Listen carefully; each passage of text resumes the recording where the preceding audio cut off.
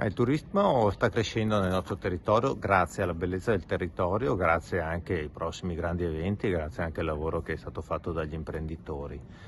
Però i riflettori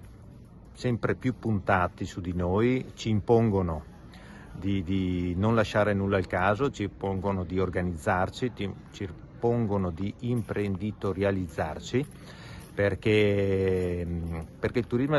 turista ha aspettative alte. Conosce alcune cose del territorio molte più di quanto le conosciamo noi